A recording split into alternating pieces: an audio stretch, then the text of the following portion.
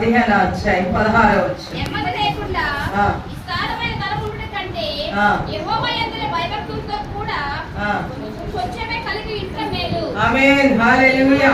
వాక్యము నా వెనక చెప్పండి. నెమ్మది లేకుండా విస్తారమైన ధనముండుట కంటే యెహోవా యందలి భయభక్తులతో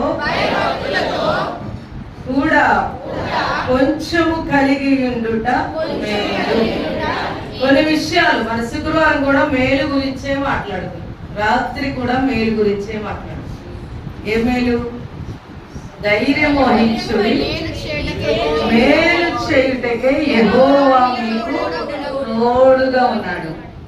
ఇప్పుడు కూడా దేవుడు అంటున్నాడు కొంచెము కలిగి ఉండుట మేలు. ఎంత?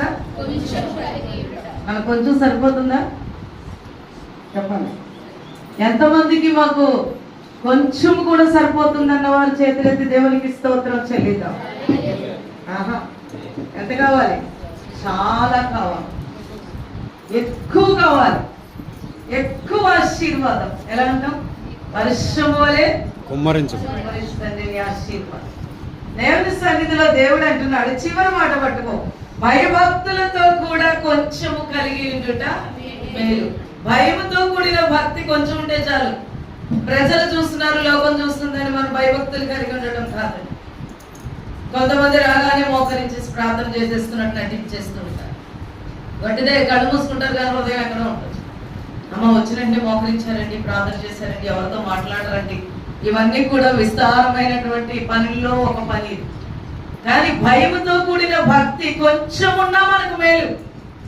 అది ఈ లోక సంబంధముగా మనకి తృప్తినిచ్చేది కొంచెమైనా మనకు మరి మేలు. ఎంతో తినే కన్నా పౌష్టికాహారం కొద్దిగా మనం తిన్నాం. చూడండి, గ్లాస్ పాలు తాగంటారు. ఏమంటారు?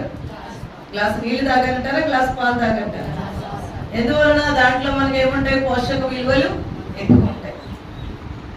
ఒక గ్లాస్ పాలు తాగిన కాఫీ టీల మీద ఎందుకు?